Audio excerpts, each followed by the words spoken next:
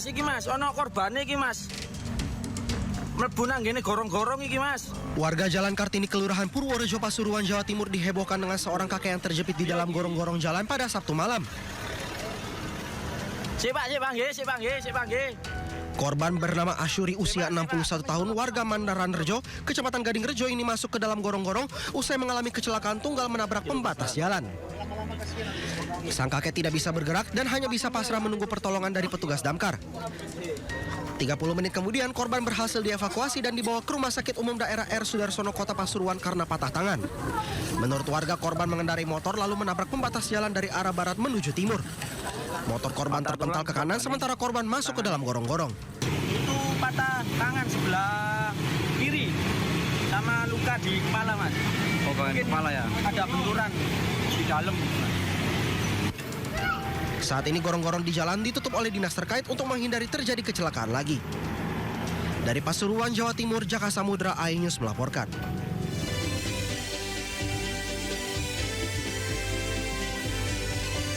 Halo pemirsa, halo Anita, apa kabar? Selamat pagi Nata, tentunya baik sekali hari ini walaupun tadi agak gerimis ya, tapi tidak menyurutkan semangat kita nih untuk nyapa pemirsa dengan informasi-informasi pilihan hari ini. Betul. Nah, terutama tadi kamu berangkat pas jam berapa tuh? Udah mulai hujan? Masih gelap sih ya. Masih gelap ya? Masih Subuh gelap. berarti ya? Oh iya, tadi iNews pagi ya? Oh, sorry. Kemudian tadi kita kalau untuk membahas soal hujan, ini tentunya harus hati-hati banget bagi masyarakat yang ingin melakukan perjalanan menggunakan sepeda motor terutama. Iya. Ini diharapkan hati-hati pelan-pelan karena banyak sekali lubang-lubang yang ada jalan raya, kemudian juga jalannya licin. Ada genangan begitu ya. Genangan Nata, air ya? juga sama dan juga utamanya kalau misalnya dekat sungai, ini rawan banjir. Rawan banjir. Dan yang paling penting adalah jaga stamina tubuh kita nih dengan vitamin, asupan betul. makanan yang bergizi. Itu teman-teman itu wajib banget pemirsa di rumah dipersiapkan di Selain situasi itu juga seperti ini. lagi rame informasi soal viralnya kasus-kasus jambret di belakangan ini dan viral di media sosial, terutama yang kemarin tuh yang di Sleman sampai bikin masyarakat ini jadi aduh kok begini ya hukum di Indonesia gitu loh. Betul ya. Menyita banyak perhatian masyarakat dan alhamdulillahnya nih bisa ada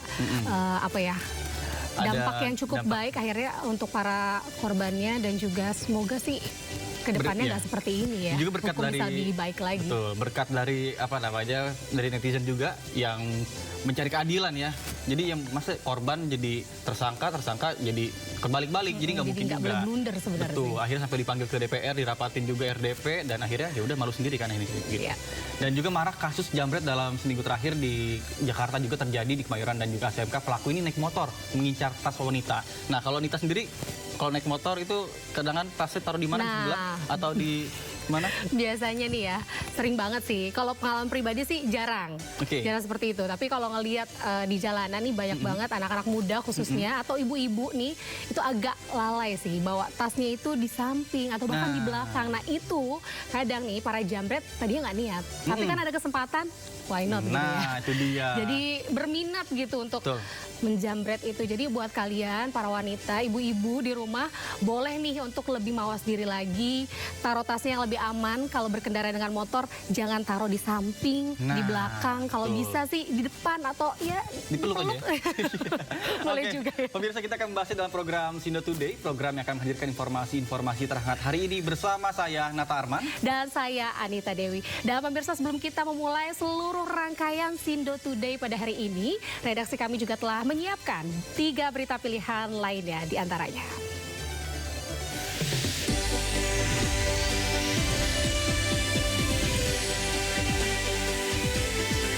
Bangunan cagar budaya di Siak Riau roboh, rombongan siswa sekolah dasar luka-luka.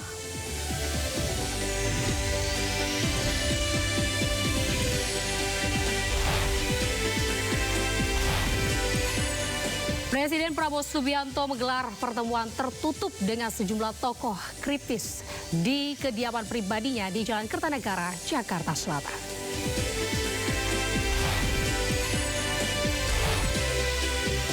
KPK mendeteksi Ridwan Kamil menukarkan uang miliaran rupiah di luar negeri saat menjabat sebagai Gubernur Jawa Barat.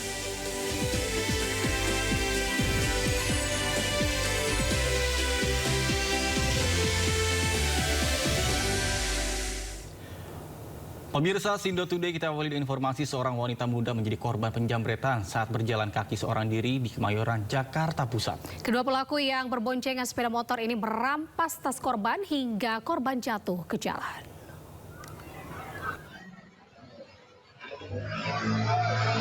Kamera pengawas merekam aksi penjamretan yang dialami seorang wanita muda. Kejadian bermula ketika pagi hari saat korban tengah berjalan kaki ke tempat kerja di Jalan Harapan Mulia 5. Tiba-tiba dipepet dua pria yang berboncengan sepeda motor. Satu pelaku langsung merampas tali tas korban yang tergantung di pundak hingga korban terjatuh. Korban terluka akibat benturan keras saat terjatuh dan sempat terseret. Sejumlah warga mengaku tak mengenal korban ataupun pelaku. Warga mengaku daerah ini rawan aksi penjamretan. Cuman luka-luka aja orangnya. Karena apa? Karena keseret jatuh atau? Ya kayaknya jatuh deh, karena jatuhnya itu. Nah, untuk di jalan sendiri rawan atau gimana sih, Pak? Ya pernah sih emang sebelumnya kejadian kayak gitu, tapi nggak terlalu sering banget gitu juga. Itu kejadian kemarin pagi atau apa? Pagi, sekitar 9:30-an gitu deh. Warga berharap polisi mengungkap kasus tersebut agar tidak ada lagi warga yang menjadi korban penjamretan. Dari Jakarta, Rani Sanjaya, iNews melaporkan. Sementara dua penjamret mengendarai sepeda motor nekat menjamret di Pasar ASMK Tambora, Jakarta Barat. Ya, pelaku ini mengincar kalung emas yang menempel di leher korban nih, seberat 15 gram seharga 30 juta rupiah.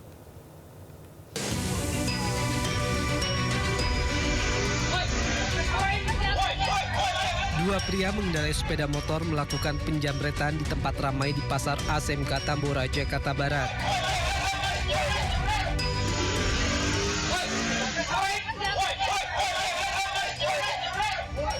Peristiwa bermula saat korban yang sedang membeli korek api tiba-tiba disatroni dua pelaku.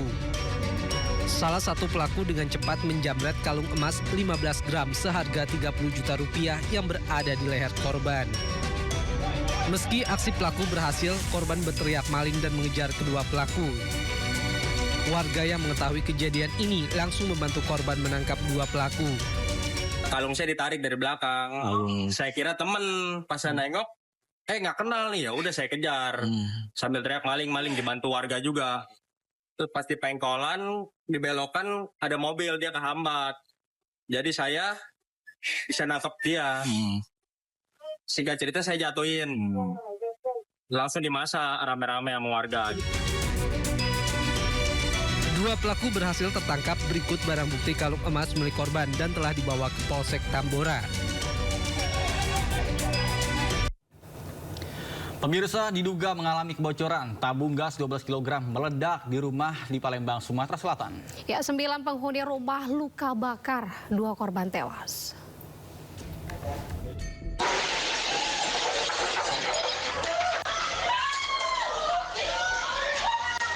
Dari rekaman kamera pengawas terlihat ledakan hebat terjadi di sebuah rumah di Jalan Ratu Sianung, Lorong Nepos, Kecamatan Ilir Timur 2, Kota Palembang, Sumatera Selatan. Kerasnya ledakan menghancurkan jendela hingga membuat warga sekitar terkejut. Ledakan diakibatkan dari tabung gas 12 kg yang diduga mengalami kebocoran.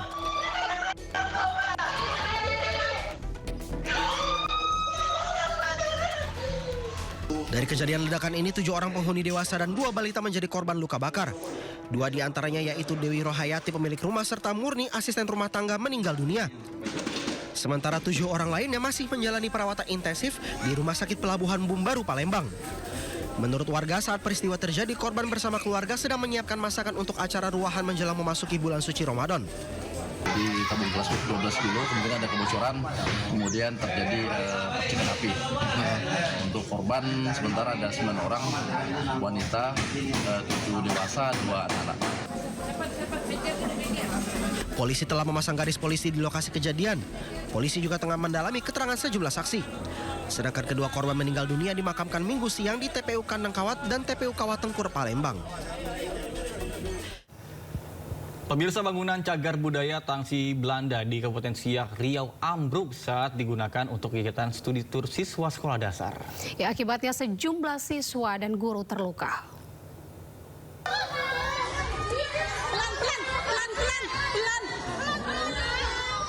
Lantai 2 bangunan bersejarah Tangsi Belanda di Kabupaten Siak Riau roboh. Peristiwa ini terjadi saat rombongan siswa Sekolah Dasar Islam Terpadu Baitul Ridho Kampung Rawangkau, Lubuk Dalam tengah melakukan kegiatan studi tur sejarah.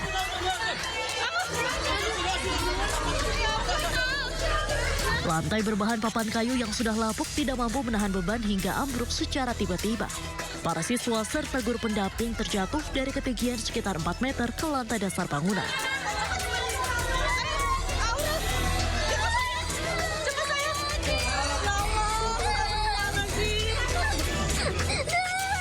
Akibatnya 17 siswa, guru, dan pemandu wisata mengalami luka-luka di bagian kepala dan wajah. Para korban pun langsung dievakuasi ke fasilitas kesehatan terdekat dan sebagian dirujuk ke rumah sakit. Dari peristiwa tersebut kita peroleh ada 17 korban kejadian yang 15 diantaranya itu merupakan anak SD, kemudian 1 orang guru dan juga 1 tour guide dari Cagar Budaya. Untuk sementara, objek wisata Tangsi Belanda yang merupakan salah satu situs cagar budaya peninggalan kolonial Belanda ditutup. Sejumlah pihak mendorong pemerintah daerah melakukan evaluasi menyeluruh terhadap kondisi fisik cagar budaya Kabupaten Siak dengan mempertimbangkan faktor keselamatan. Pemirsa, diduga konsleting listrik, 2 gudang tembakau di Jember terbakar. Kerugian akibat kebakaran ini ditaksir miliaran rupiah. Ya mas, info mas, ini mas kebakaran di Desa Candi Jati, RT 3, Kerajaan Barat. Sebuah gudang milik warga Desa Candi Jati, Kecamatan Arjasa, Jember, Jawa Timur terbakar. Gudang ETC mas. Api terlihat membumbung tinggi. Damkar Jember lagi melakukan proses pemadaman. Apinya lumayan besar nih. Petugas Damkar Pemkab Jember yang menerima laporan langsung menuju ke lokasi kebakaran. Luasnya gudang membuat petugas cukup kesulitan padamkan api, hingga mengerahkan damkar tambahan dari Kalisar. Setelah 5 jam lebih, akhirnya api dapat dipadamkan. Meski di beberapa titik masih terlihat kepulan asap kecil. Kerugian akibat kebakaran ini ditaksir miliaran rupiah. Dari Jember, Jawa Timur, Bambang Sugiarto, Ainis melaporkan. Pemirsa, 4 unit ruko di Pasar Konveksi Cipadu, Tangerang Selatan, Banten hangus terbakar. 29 unit armada pemadam kebakaran dikerahkan untuk memadamkan api.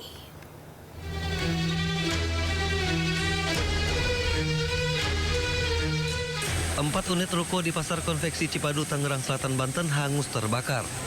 Banyaknya bahan yang mudah terbakar membuat api sulit dipadamkan. Sejumlah pedagang panik berusaha menyelamatkan barang dagangan. 29 unit armada pemadam kebakaran dari Tangerang Selatan, Kota Tangerang, dan DKI Jakarta pun diterjunkan ke lokasi. Api padam 4 jam kemudian. Diduga api pertama kali muncul dari gudang dekorasi dan merembet ke 3 toko bahan konveksi yang berada di sebelahnya.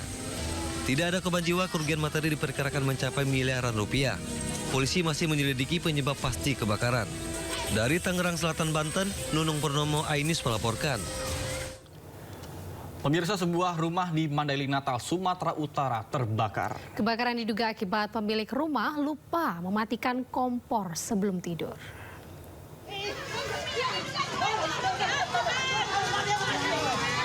Sebuah rumah di Mandailing Natal, Sumatera Utara ludes dilalap api.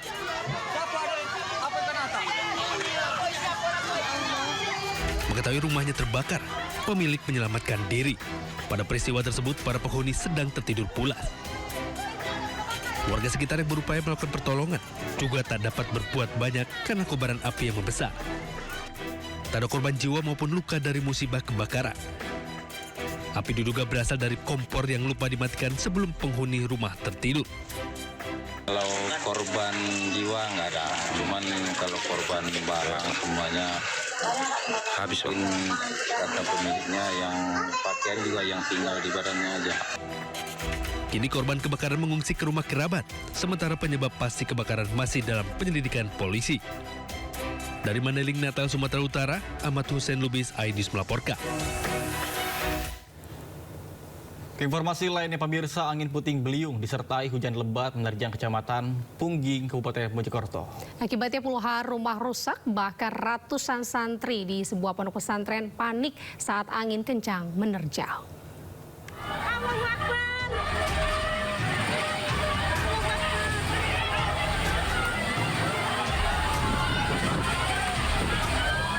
Angin puting beliung disertai hujan lebat menerjang Kecamatan Pungging, Kabupaten Mojokerto, Jawa Timur. Saat kejadian, ratusan santri sebuah pondok pesantren di Desa Tunggal Pager panik berlarian karena angin memporak-porandakan gedung pesantren. Meski tidak berlangsung lama, namun dampak angin puting beliung membuat puluhan rumah rusak.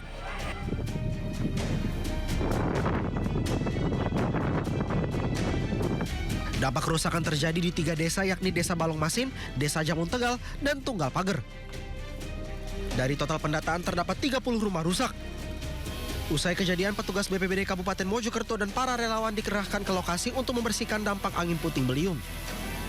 Dari data di BMKG Jawa Timur, cuaca buruk disertai angin masih akan terjadi di Kabupaten Mojokerto dan warga diminta untuk waspada.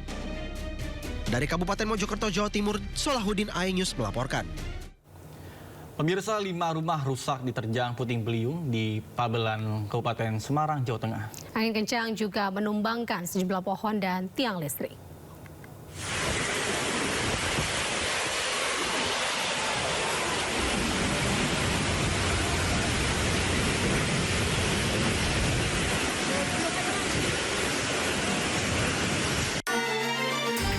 Angin puting beliung menerjang kawasan permukiman di Desa Sumberjo, Kecamatan Pabelan, Kabupaten Semarang, Jawa Tengah. 5 rumah rusak akibat angin puting beliung, 2 diantaranya rusak parah. Tak hanya itu, sejumlah pohon tumbang memutus jaringan listrik dan menutup akses jalan. Selain pohon, sebuah tiang listrik juga ikut tumbang dan menutup akses jalan. Akibatnya, aliran listrik ke permukiman penduduk padam. Ada 2 rumah yang rusak parah tertimpa pohon, yaitu rumah saudara Rustina di RT 2 RW 2 Kerajaan Kidul. Kami kerusakan, Pak? Sementara ini aja 5 rumah. Hingga kini pihak Kecamatan Pabelan masih berupaya mengembalikan situasi kembali normal, terutama jaringan listrik yang sempat padam.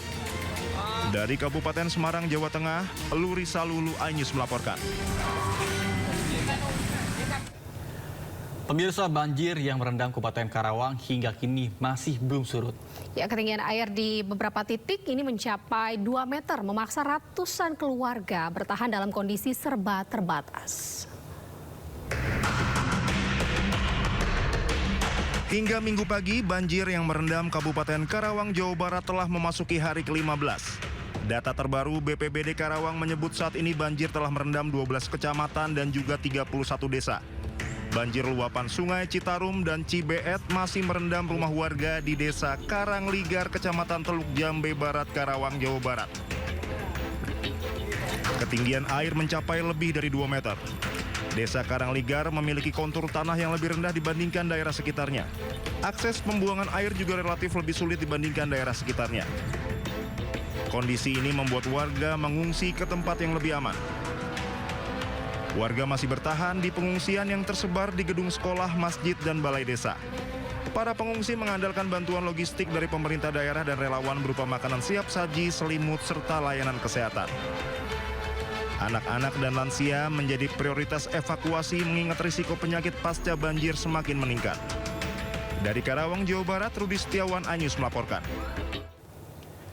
Pemirsa, sebuah sekolah di Cilegon, Banten terkena longsor saat hujan deras. Ya, akibat kejadian ini sejumlah ruang kelas dan juga toilet rusak parah.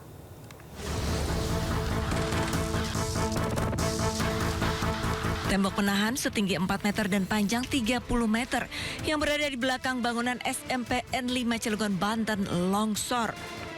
Kejadian ini membuat 3 ruang kelas dan 1 ruang toilet rusak parah. Dinding bangunan tampak hancur hingga nyaris roboh usai tertimpa longsor yang terjadi pada saat wilayah tersebut diguyur hujan lebat. Beruntung tidak ada korban jiwa dalam peristiwa ini karena insiden terjadi saat sekolah sedang libur. Mungkin karena musim hujan ini dan curah hujan tinggi juga, sehingga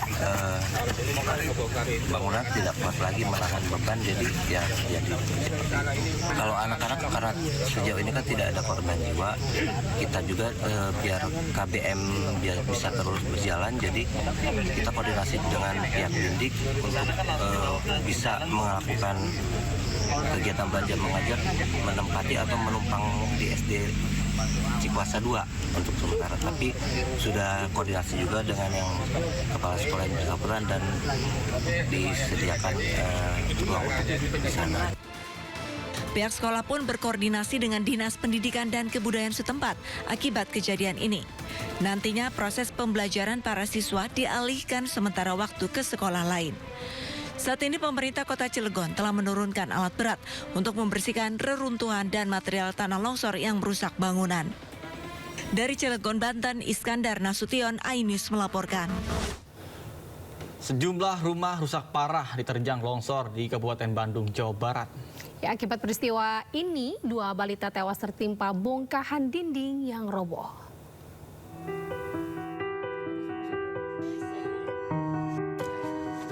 Aldi Arfari, bayi berusia 3 bulan dan kakak perempuannya Rere Revania berusia 5 tahun tewas akibat tertimpa reruntuhan tembok bagian dapur rumah kontrakannya yang diterjang longsor di Desa Tribakti Mulia, Kecamatan Pengalengan, Kabupaten Bandung. Warga mengevakuasi 1 korban dengan kondisi meninggal, sementara korban lain meninggal saat menuju rumah sakit. Longsor terjadi setelah kawasan tersebut diguyur hujan deras. Isak tangis kedua orang tua pecah saat Bupati Bandung Dadang Supriyana datang dan mengucapkan bela sungkawa.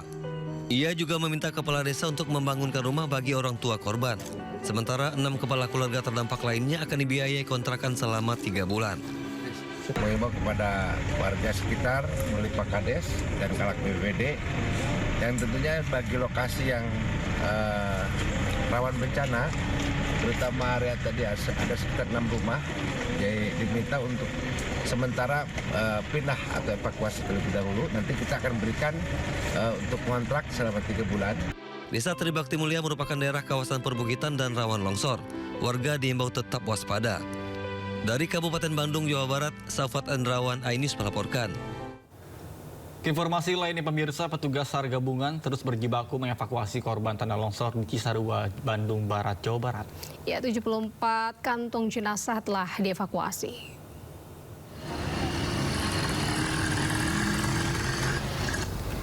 Pada hari ke-9 operasi SAR berhasil mengevakuasi 4 body pack dengan rincian 2 body pack ditemukan di worksite A2 dan di 2 body pack di worksite A3. Dengan penambahan tersebut, total korban yang telah berhasil dievakuasi sejak awal operasi SAR mencapai 74 kantong jenazah, sehingga diperkirakan menyisakan 6 korban hilang.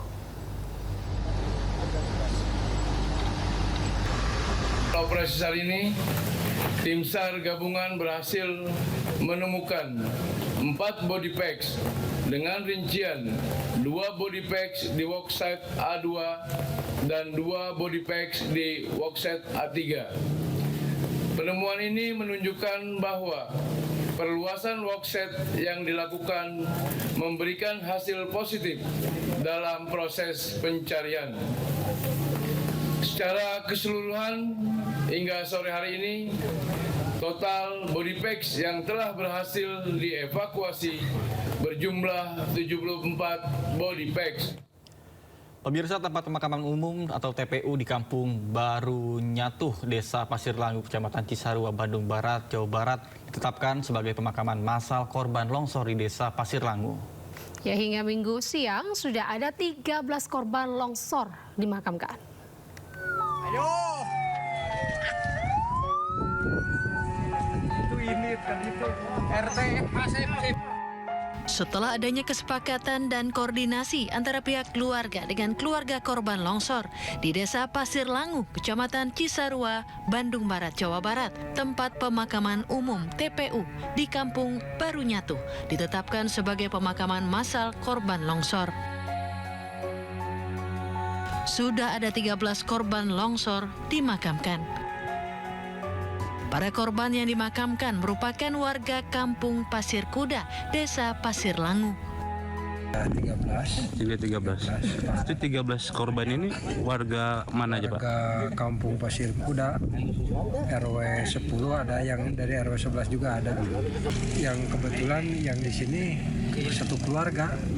Satu keluarga dari mulai nenek, cucu gitu, anak, cucu ada. Malah anak kecil yang umur 2,5 tahun ada. Di hari ke-9, petugas gabungan telah menemukan 71 korban meninggal dunia, sementara 9 korban lainnya masih dalam proses pencarian. Dari Bandung, Yanuar Candika, iNews melaporkan. Pemirsa, proses pemakaman prajurit marinir Batalion 9 beruang hitam Brigif Lampung yang tewas tertimbun longsor di Cisarua, Jawa Barat berlangsung penuh haru. Praka Hamid Dwi Ismail meninggalkan istri yang sedang hamil anak pertama di usia kandungan 4 bulan.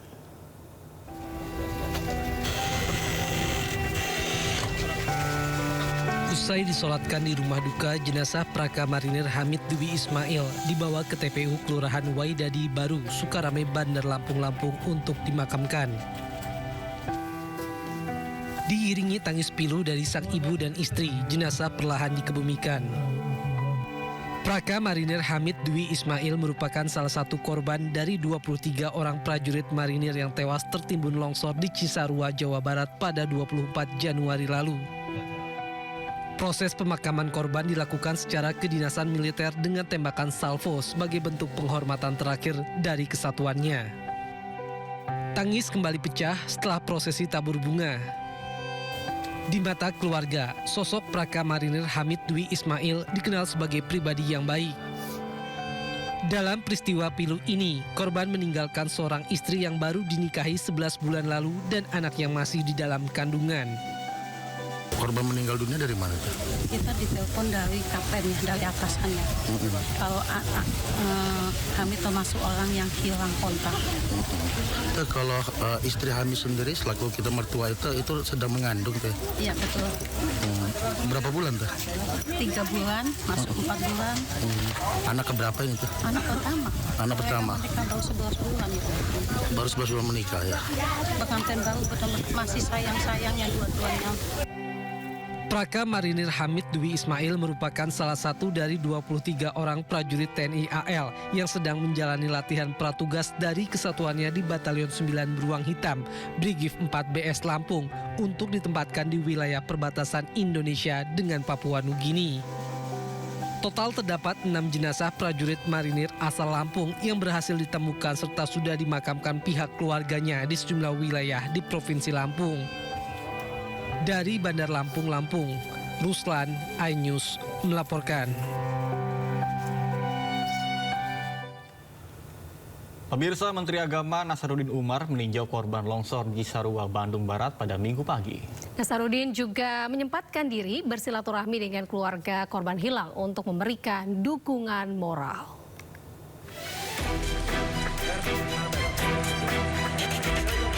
Menteri Agama Nasaruddin Umar meninjau lokasi bencana banjir dan tanah longsor di Desa Pasir Kuning dan Pasir Langu, Kecamatan Cisarua, Kabupaten Bandung Barat, Jawa Barat, Minggu pagi. Kedatangannya bertujuan memastikan pemulihan aspek kehidupan sosial keagamaan masyarakat terdampak berjalan optimal. Nasaruddin juga menyempatkan diri bersilaturahmi dengan keluarga korban hilang untuk memberikan dukungan moral dan doa bersama agar proses pencarian membuahkan hasil dalam waktu dekat. Kementerian Agama saat ini tengah mendata seluruh aset dan personil keagamaan yang menjadi korban musibah ini. Menjelang bulan Ramadan, Kementerian Agama memprioritaskan penyaluran bantuan sarana ibadah agar aktivitas keagamaan warga tidak terhenti.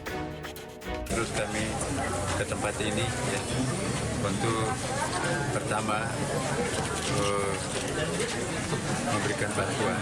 Setelah kami mendata berapa masjid yang rumah ibadah yang terdampak, berapa madrasah, berapa karyawan Kementerian Agama dan berapa imam dan berapa kantor-kantor yang terdampak. Ya, sesuai dengan kapasitas kami datang untuk memberikan bantuan. Usai meninjau para pengungsi, Menteri Agama melanjutkan kunjungan ke pos DVI untuk melihat langsung proses pemulasaran jenazah korban longsor.